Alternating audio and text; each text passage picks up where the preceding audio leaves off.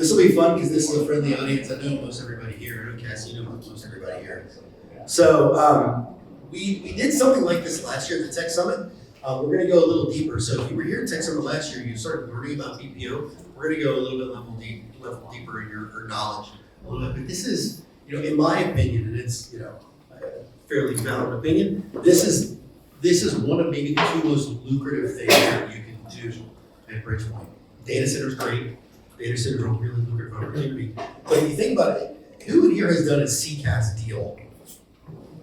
So you know what a CCaaS deal looks like. And generally speaking, a CCaaS deal, I don't know what an agency costs at a contact center these days, around $100, give or take. A BPO, if you were to break it down to a seat license, which it's not, but if you were to break it down to a seat license, it could be anywhere, depending on where in the world you put it, 10 to 15x the value of that CCaaS opportunity.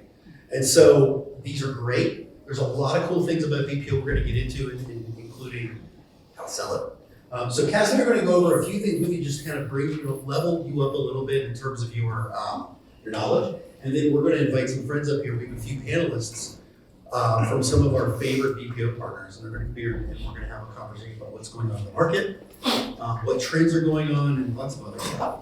So with that, hey, thanks for joining us. All right, you guys, I'm Dave McAbee, Scott Cassidy. Good afternoon, everybody. Scott Cassidy. Yeah.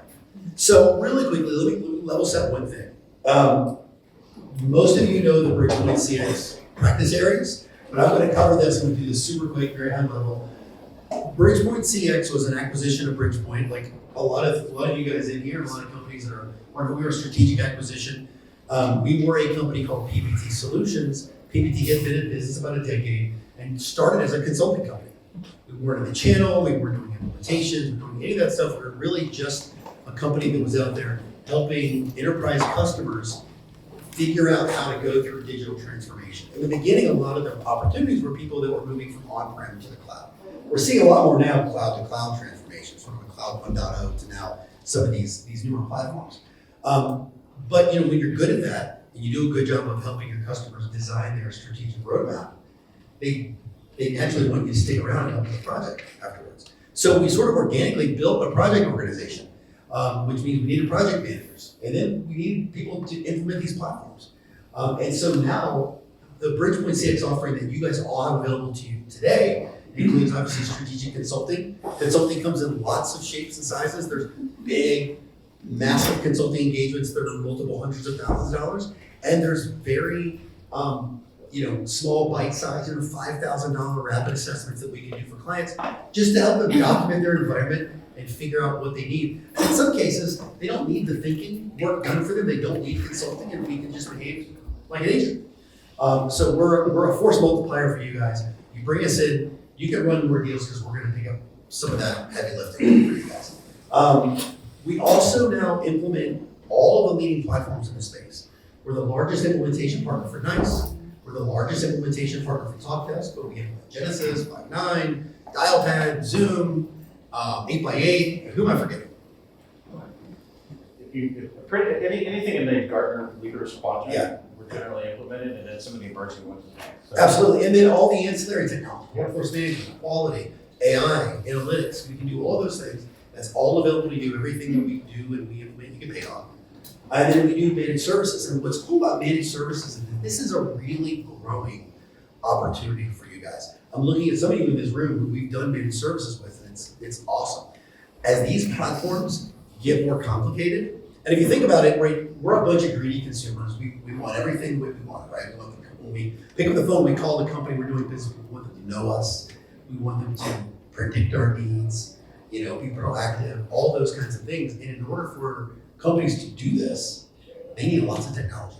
And so the platforms have responded by continuing to add on all these capabilities to the point where now your clients can no longer maintain subject matter expertise in all these areas. And this is where managed services comes in. So when we help a customer get live, rather than them taking a year and a half to slowly roll out all this transformative technology, we can put people in right away to run their platforms for them so they can get the value realization immediately while they learn, so that they're not You know, it's like taking your 16-year-old and teaching them how to drive one time and giving them the keys. Okay, good luck, don't crash. Versus riding along side by side for a while, letting them shadow us and all those things. So awesome stuff. But we're going to focus on BPO. So, And Dave, if I can, right, maybe go back. All right. So what's cool about our business model, at least what we think about it, is as Dave's kind of mentioned left and right, it's kind of the happy path, right? Like if we can come in on a consulting deal, consult with a customer, get to know them, help them with their roadmap and that sort of thing. We've got great knowledge of them.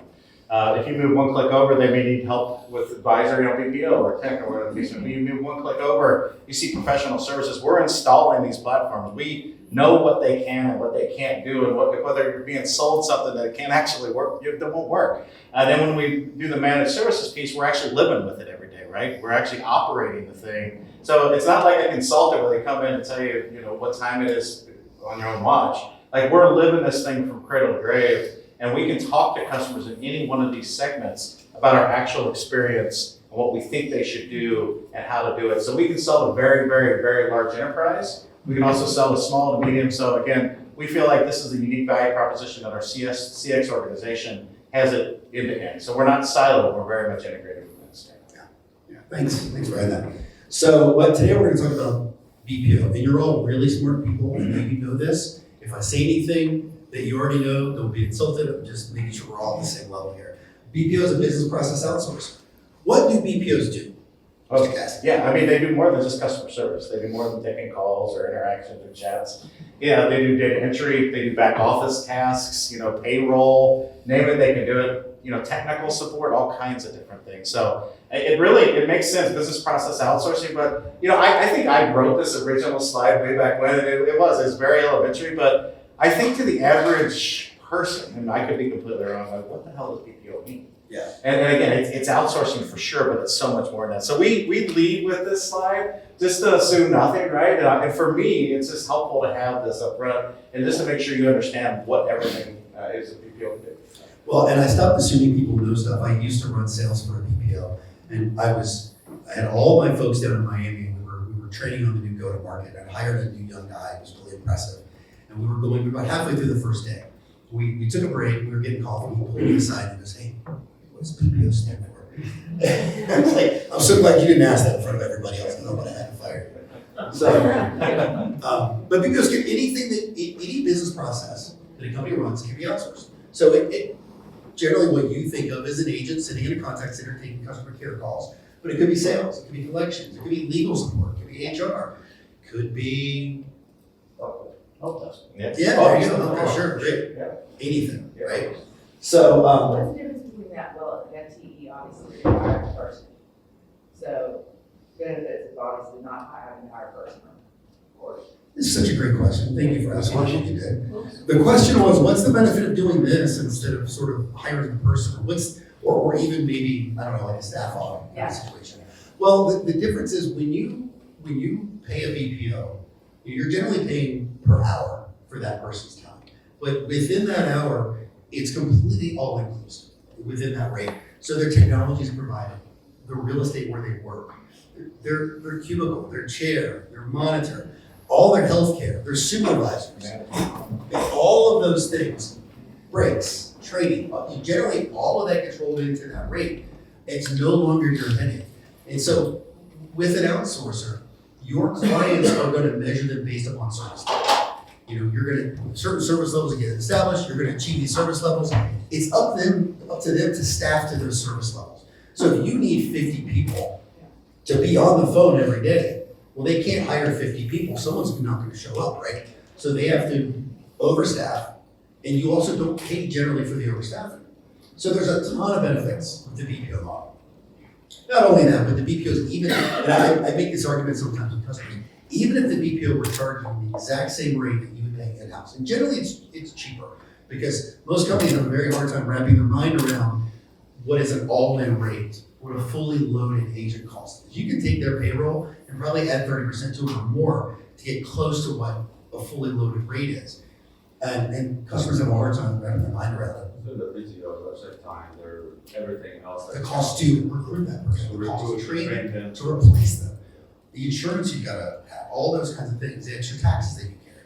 And so, So, even if the BPO were exactly the same cost, they're professionals at this. They're just gonna run the operation more efficiently. So they'll generally be able to do with fewer agents what your company's gonna do. Most companies don't run really tight utilization within their contact centers.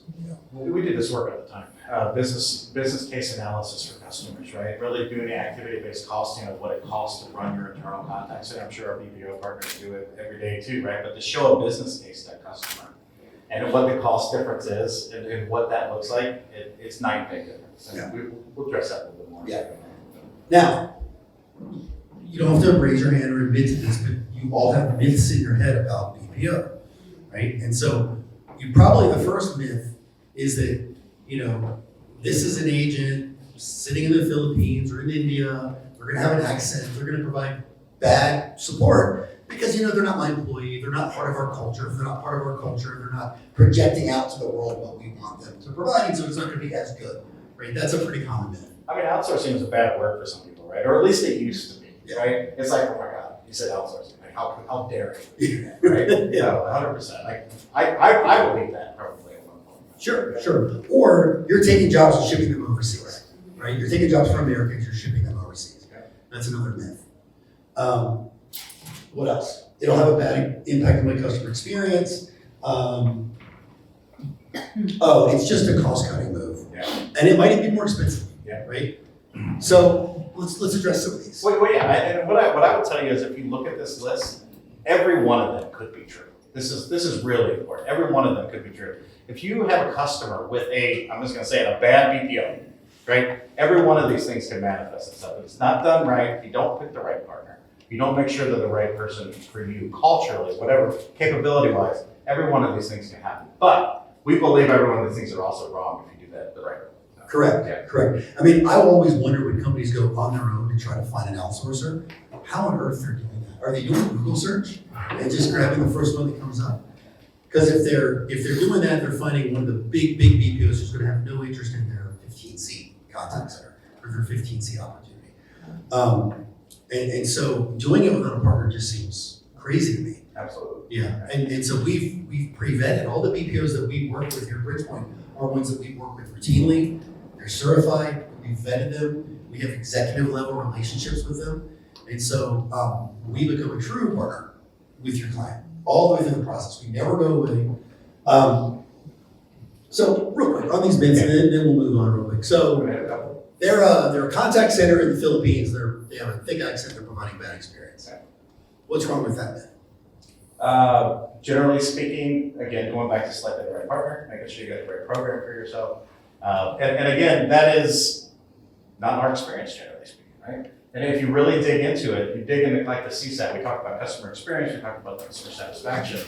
We've got many examples, right, where the external contact centers are far better from a CSAT standpoint than they are from the internal contact center. And again, it's program management, you get picking our partners, that kind of thing, right? What you made me think of is there was a champion challenger, Sure. right? Where there's this concept of a champion challenger model, where you'll talk to a client of yours and they say, we're good, we already have a BPO. And so your next question ought to be, how's it going? Right? For a lot of them, they don't know how it's going. They have no basis of comparison. They signed up with these guys 10 years ago, and they think it's going okay, they don't know. That's a great opportunity for us to come in and maybe do an audit of how it's going for them. But almost everybody can benefit from bringing in a second partner to perform against that first one. And let's stack them up against each other. It's a win-win because our BPO partner can come in, do a better job, the client gets better performance because people are competing for their business now. But even if they're not doing outsourcing today, if they shift some of their volume to an outsourcer, it's naturally a champion challenger. It's just the BPOs competing against their internal operation. And it's always embarrassing for folks internally when the BPO outperforms them routinely. That's usually what happens. Because again, they do this for a living.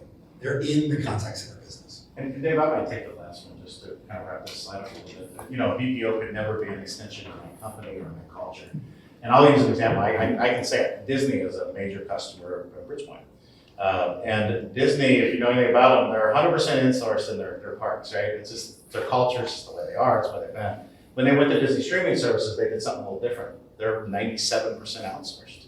And if you travel, I've traveled the world with them to see these things. If you just look at these contact centers, they're beautiful. The ones that are actually in contact centers, it's a complete extension of the white glove approach, the white glove service. They are Disney, and they believe that they are. So the fact that you could never kind of harness that throughout a BPO organization is completely false if it's done. And the best customers just treat these agents as an extension of their teams. They're part of the all hands calls. They wear the company jackets or shirts or whatever, and the BPOs encourage that.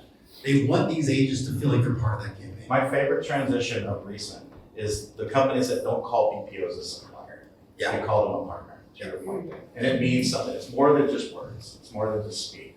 It means a lot. So. Yeah. And by the way, most companies don't do culture all that well anyway, right? If you've ever called FedEx, you never thought to yourself, that really felt like FedEx. Good customer. Oh, all right, bad example. UPS. You ever called UPS? You're like, really? He's being bad. All right, moving on.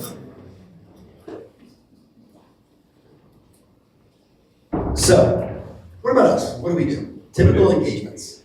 This slide, there's a lot of words on this slide. What I would tell you is our BPO practice kind of grew up organically. I'll even say it kind of grew up by accident. We had customers coming to us. We did BPO. We knew BPO. I got a BPO background just like he does, right? But, it came to us because there was a customer need there. Customers were coming to us like, I got this need. Labor shortage, whatever the case may be, too expensive. We got all kinds of triggers we talk about. But they're like, who should we work with? And that caused us to really do number one there, which is our certified BPO program, making sure that when a customer came to us to talk to us about them, that they've been vetted, that we feel comfortable with them. And by the way, you probably will, but you don't have to do an RFP because we certify them. We stand by them. So that's kind of our certified BPO program. And the members of the team that we got in here today and be on the panel, they're a part of that. From there, it was just customers asking us, well, I need to find a BPO and I need to find it quickly. Can you do that? I think that's number two. I can barely see this slide. Rapid supplier identification. Okay, very good. 3 and 4 really came out like larger customers, like FedEx, like Disney. Like, I got this. We're well outsourced. We got 45,000 seats globally. Are we doing it the right way, or what's new? Like, what are the theaters we should look at are different? What can I do with my pricing, whatever? Can you look at my BPO strategy and help me with that? So again, you kind of run the gamut. 5 and 6 may not be common everyday words. It's VMO, I believe, of both products up there. Vendor management office. So when you outsource, best practice is to have an internal team that helps manage your BPO, right? And you want that. You want them to be the conduit. So that's commonly referred to as a vendor management office. A best practice for us, if you're coming with one of our BPOs, that you should have this internal. We help them build it. And we help them optimize it. Work that we're doing right now at Disney, right, Sean? So again, these are just things that we do, very extensive, and we've got a bunch of experts running around to do this sort of thing now. So. And there's also consulting wrapped around all this, right? So we're finding more of this now, which is great. Customers are becoming mature, and they're getting comfortable asking outside experts to come in and help them. And when a company has never outsourced before, the smart thing for them to do is say, someone needs to come in and just look at our overall customer journeys from a macro and micro level and help us build a strategy on how we outsource. What are the interaction types we ought to be taking to an outsourcer? What are things we should be keeping in-house? What should go maybe offshore versus nearshore versus onshore and all those kinds of things. So those are bigger engagements, but for the savvy client of yours that they don't want to just jump in and maybe make a choice that they're going to regret later, we can help ease them through that process. Okay, so how do we go? So this is just a quick, we're gonna go fast on this because we're gonna catch up. So, when we come in and help with vendor selection, right, I'm not gonna read all this to you. We'll do all the requirements identification. It's similar but a little bit different than when we do a CCAS requirements. It's much more technical, this is much more operational. We'll immediately go to our matrix and do an initial down select of the 3 to 5 providers that we think are the right ones. Then we reach out to these providers and we talk to them. We say, here's what we have going on. What do you think? Is this something you want? And you know what? It may not be for them. They might say, that's not really something that we do, or we don't do that very well. And so we're going to pass on that one. And we love that because they don't want to get into a bad deal. We don't want to bring them into a bad deal. Anyway, we'll come back to the customer, sort of do a presentation back to them and say, here are the 2 to 3 we've down selected for you that we recommend you meet with. And then we support them all the way through the meetings, discovery, sales process, helping them make best decisions on how to craft the contract, what the terms they should expect to get in a contract and all those kinds of things. So that's very quickly how that works. All right, so this is going a level deeper down into the whole BPO world. So you have onshore, nearshore, offshore, and this concept of hybrid, right?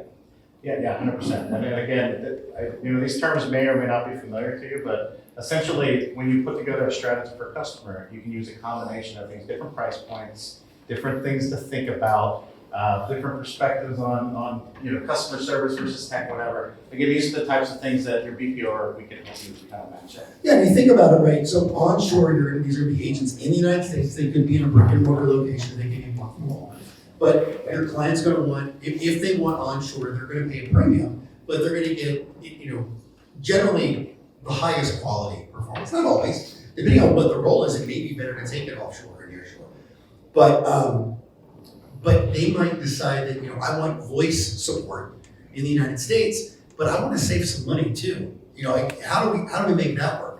And the way we make that work is you've got chat, you've got email support. There's no agent on the phone in those situations, so an accent doesn't really matter, right? So why don't we take that offshore, where there's a lot of cost savings there, and then they get a better sort of blended rate, and that's the hybrid approach we talk about.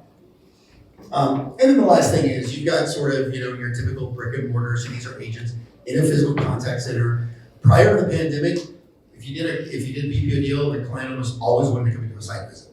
And so they'd come and you'd wine them and dine them and you'd walk around the contact center, they'd meet the team leads, they'd sit down with the agents and talk to them and get to know them and make sure they really speak English very well and all those kinds of things. But post-pandemic, work from home is well accepted now. Customers are getting more and more comfortable with it all the time, and so that's helps with scale a lot. Yeah, I mean, COVID forced us into this, right? Like we were parts of projects, I'm sure the BPOs all have examples, sending 6,000 agents home in 2 weeks. I mean, it was fun, it was a lot of fun. We learned stuff. The emergence of cloud technology really helped with that, right? But largely it's based upon the theater, right? In the Philippines, you still get a lot of people that want to work in the office. It really doesn't matter, but it's good to understand security is taken care of. These are just check boxes that we help when we work. Yeah. And I've been involved in projects where there was a need for the agents to come into an office sometimes. They come in for training, they come in for team meetings, different things like that. And so then they'll do sort of more like a hub and spoke, where you still have work from home agents, but they're within a geographic proximity to an office that they can go into. So you'll see some of that too. All right, end of lecture on the BPO side of things. I would like to invite our guests up here. So Hunter, John, Ashley, come on up, grab a seat.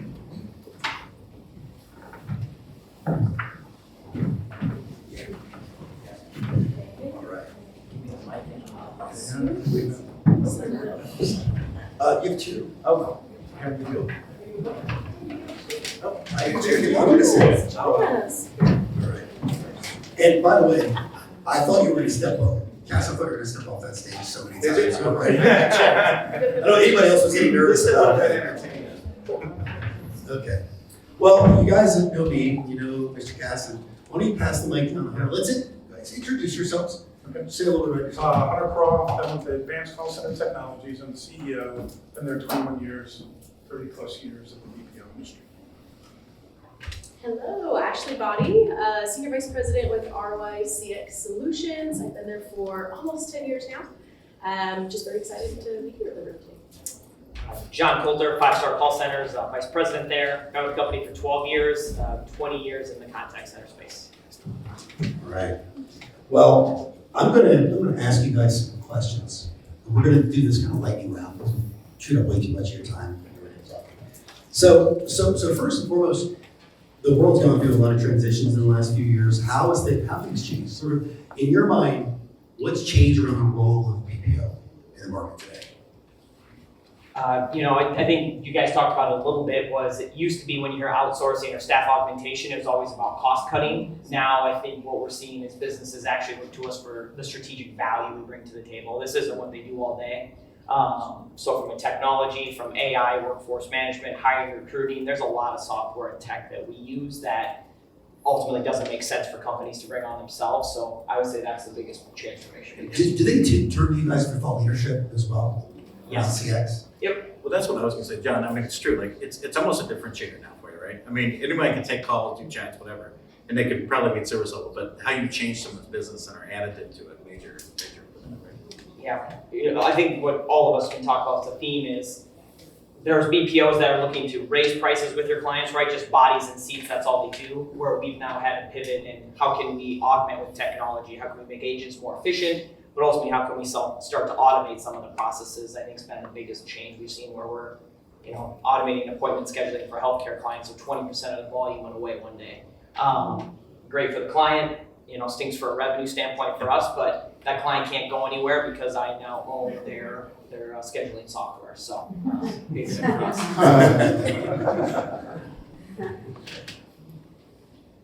So what are you guys excited about? What's good right now? Yeah, I'll jump in on that. What's good right now is technology. So from a BPO standpoint, labor arbitrage, not a high margin. So I can add technology to a solution. I'm adding a very high margin business to my moderate margin business. It's a win. So if you look at, if you ask any business owner out there, would you rather be bigger with a smaller margin or smaller with a very high margin? I'm going to go smaller with a higher margin. And that's probably where the industry is going to go somewhat. Is that at the end of the day with technology, what we're seeing is, if there's 100 seats out there today for people, maybe tomorrow, 5 years down the road, there's 60. At the end of the day, if you can perform and drive great experiences, much like John said, if you know your business, know how to deliver, but you can augment the technology, you can actually wind up being a much more profitable company and a much bigger part of the solution.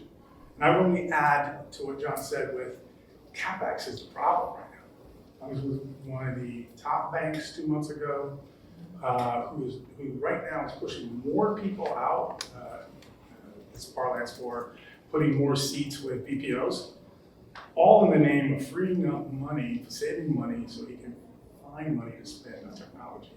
And we're seeing a lot of that in our industry right now. Sales are up, and it's a big reason why. And the Bridgepointe strategists are hearing opportunity there, right? So if they can free up money to spend on technology, you close 2 different deals. What are you not excited about? Oh my goodness.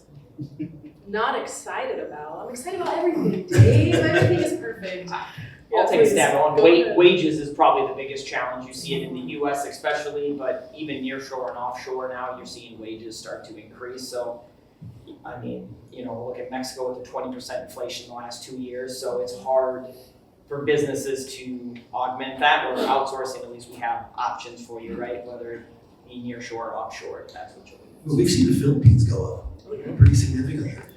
Are we running out of new markets to go to where there's good English and available labor? I don't think we're running out of new markets. I think we're taking turns across a few of them, right? Kind of jumping from one to the other. And that's something that someone had asked earlier, why not just outsource or hire someone yourself, right? So when you work with a BPO, that's part of our job. We're out there looking for that and trying to be a couple years ahead of the curve to figure out where is a new location that is going to have a good English, good skill set, at that good cost point as well. And I think what's interesting and something that I've seen as far as the technology goes is there's a lot of accent neutralization technology that's coming up, right?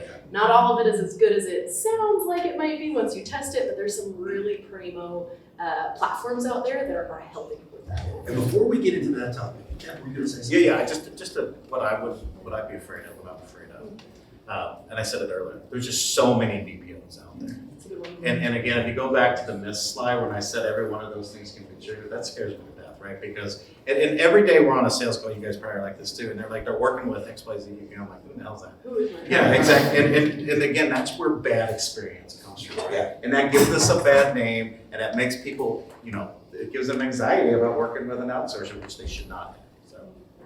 So one of the things that was really eye-opening for me when I went to the BPO space was how sophisticated the talent identification and recruiting process is. But I bet a lot of these guys don't know all the tools and methods you guys use. Talk about that for a second, because I think that's fascinating. That's a fun one. It's absolutely interesting. So one of the things that we're able to do, and honestly, it's grown a little bit in the last few years with AI, right? It can do a lot of that for you. But we're able to do a pre-screening process where you can take a look at what the agent's skill sets are, their personalities, their accent even, and that's all before they hit a live interviewer, right? And what's great is then you have this packet that travels with the agent themselves. And so sure, sometimes you take a personality test and you do a simulation to see how they'll handle an interaction. And maybe that's not, an exact translation to how they'll be on the phones, but it gives you a really good idea. And then we're able to do a couple of step interview process to find not just a person, but the exact right person. I'm sure we're all doing things very similarly, but I don't know if you'd add anything. No, I think it's really great, right? You can go through 1,000 applications like that. So you talk about hiring. Well, if you need a quick ramp, the BPOs already have the software and the tech. And if you're a 100-person organization, are you going to invest in that technology? Probably not. So for us, it's been a game changer. But now what's great with the AI is it actually, as Ashley said, follows the applicant. So now Ashley's a great agent. Oh, these people are now applying for the job and they remind us of Ashley, so let's put them into these positions. So technology from a recruiting standpoint has been unbelievable. And it's not a cost to your customers, right? That's something that we absorb. So exactly like you said, you have to pay for it, but also the time to recruit as well. What's the fastest you've stood up a campaign for a client?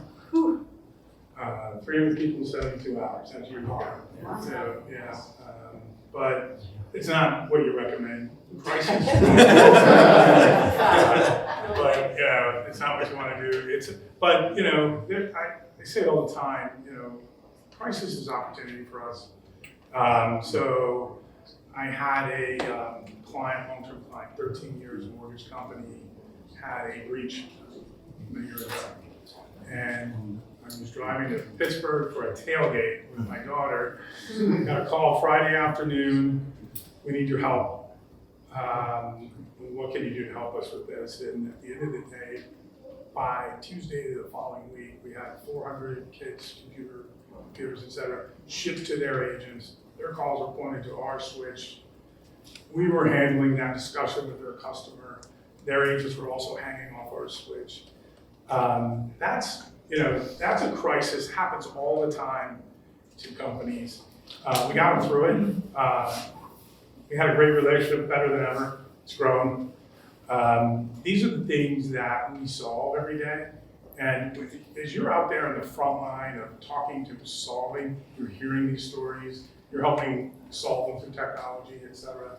But what I'm saying to you is, it's funny, I just told this story this morning. A relationship began through the Bridgepointe relationship with us, is in our Montego Bay office this morning.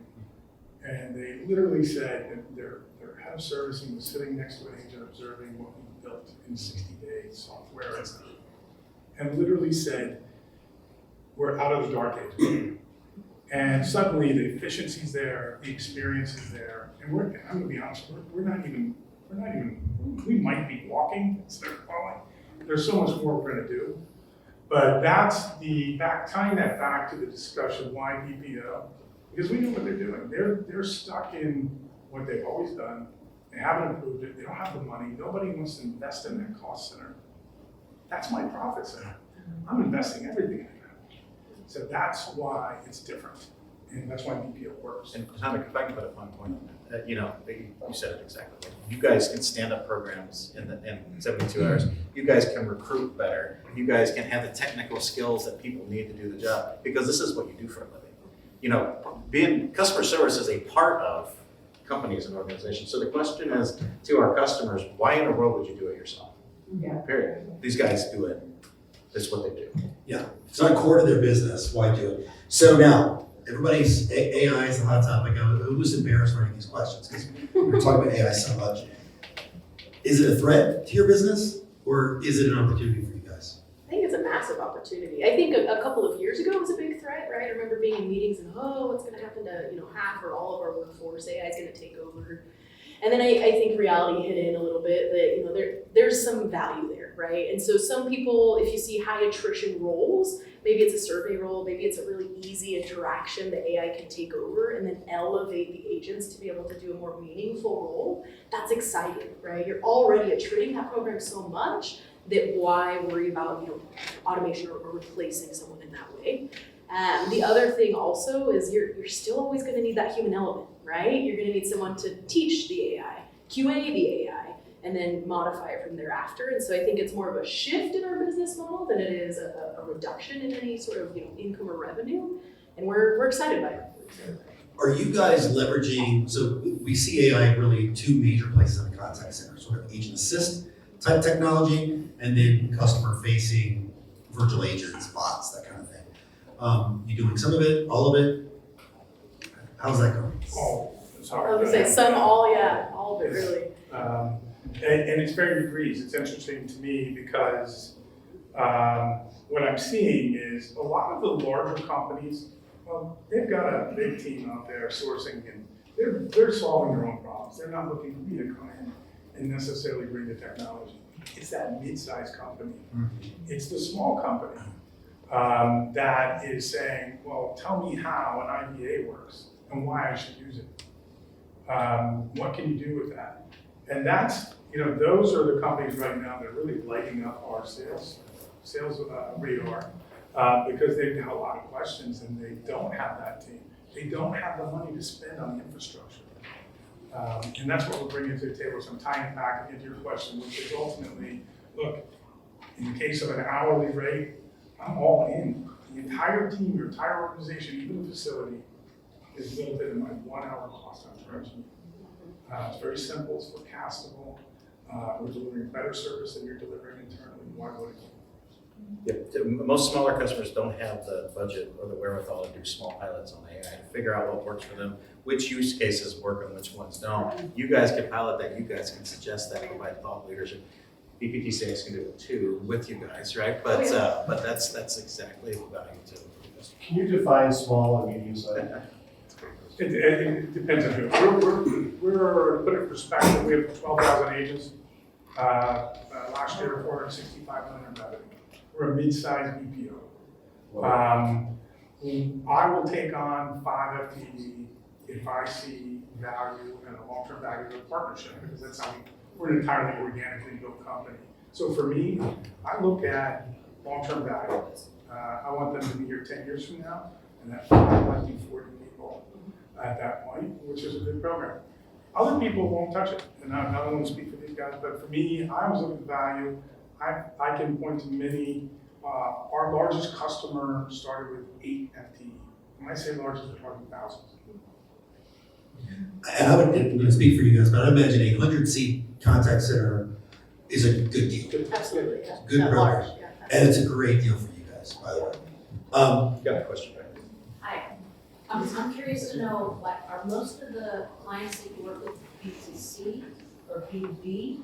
So I see a lot of B2C, but not as much B2B, and what is sort of the sweet spot for you in terms of the ideal? It's really a pretty good mix. Yeah, I mean, I would say there's a lot of B2C just because of how it's turned out. But a lot of our clients today, for example, Visa, we're supporting and reaching out to CFOs, CEOs, and so forth, right? So I'd say it's a pretty even blend, at least in our business. I would say the last 2 years, it's you're starting to see a bigger shift to more B2B. A lot more technical support type positions are being sourced to us because they're struggling to hire that talent internally, so they're leveraging us more than ever. This, by the way, is a great segue into the last section of questions I wanted to ask you, which is around business development, where the opportunities are. Because if you had asked me the question, I would have said, go find a B2C customer, they're going to need more agents, they're going to have more volume. Do they have a toll-free number published on their website? It's probably a good indication that they take a lot of phone calls, right? Where are the good opportunities right now? What are the strong markets? What are the strong industries? That would encourage. Honestly, sales have really picked up. And not your order taking, not your traditional call center. Someone calls in, you take an order. For us, it's been legitimate sales, meaning an inside sales rep who has a pipeline, who's managing it, and it takes 90, 120 days to close a deal. These are the kind of programs that have really picked up in the last year. And partly because of technology. I mean, what we haven't mentioned is a lot of the easier jobs are where that technology is going to pull away. The tier 1 work, but tier 2 and 3, you still need a strong person. Highly regulated industries, you need a lot of fraud work. Still need a lot of people in there. There's a lot of judgmental decision making in there. So it depends on what you're doing, but for me, at B2B is really growing in sales, and then healthcare. Healthcare is a big one, we actually mentioned it in your document. Healthcare is blowing up there. Absolutely. Yeah. It almost felt like in 2023, the market was sort of down, but healthcare had money to spend. Yeah. And there's such a labor crunch in healthcare right now that they're trying to find anything they can do to solve that problem. And so they're turning to a lot more outsourcing. A lot of technology too. We see a lot of AI adoption in healthcare. When I first started about 8 years ago, we had maybe 1 or 2 healthcare partners. And now we almost call ourselves a healthcare BPO. 43% of our business is in healthcare today. And I think it's interesting because a lot of them don't realize just how much you can outsource, right? Any business process. And a lot of the times it starts with, I only trust you to do appointment scheduling. And we nail that, right? Crawl, walk, run. And they're like, I don't know how you handled all this. It's because we do it every day. And then little by little, we started hiring clinical staff, people that are licensed insurance agents. And so it's that foot in the door, like you were talking about, if there's long-term potential with 5 seats, and then you can expand, land, and expand from there. That's an amazing opportunity as well. And I saw a question. One question, actually, yes. I think you answered part of it, but are you able to tell us what exactly it is, apart from what you already mentioned, that you do for healthcare, like as far as the services that you provide? Yeah, absolutely, and I'm sure others can share too, but on our side, we do just about everything. And what that means is if you consider, the patient journey from walking in or calling in for setting an appointment, actually booking things for the scheduling each practice as well. And we actually have radiology techs that are viewing and looking at the actual x-rays, making notes for the in-hospital or in-clinic physician to mark up. Clinical staff, which is certified medical assistants, RNs, everything that they can do just on the phone and remote. We do patient monitoring, licensed health insurance agents, and then full RCM. So if you think about it, clinics, yeah, you want people calling in, but what happens if that person cancels, right? We've run campaigns where we reach out and we just say, hey, it's been about 6 months since you came in. It's about time for a checkup. Or, school's about to start. We should get little Johnny in here for a physical. And that's revenue for the clinic as well, right? And that's usually unrealized revenue. I think she hit it. The automation is the big thing where I think our healthcare clients have really leveraged us. We use their technology, but we have to bring the ideas. Now, how are we proactively reaching out to their patients? How are we keeping them informed? Those are the ideas we bring to the table. So, in BPOs, it's probably all of us are the same. Half of our clients, we use all of their technology. So we have to know all the phone switches and all the technology that go along with it, and half use ours. But our healthcare clients, we know CRM, their ERPs, we know how to access the data, we know how to set things up for them. Okay, so we're just about out of time. The only thing, and we'll make these guys available for you guys. I want to say this, so I want to ask this question. You're in a room full of thoroughbreds, right? So these are stone cold killers in terms of hunting, finding opportunities, getting deals done. But what they want to know is, where do they go hunt? And so I asked about the industry, but what about, who are you selling to? Who are the titles? Who should they be going to talk to? And what's been working? Are webinars working for you guys? Are trade shows working for you guys?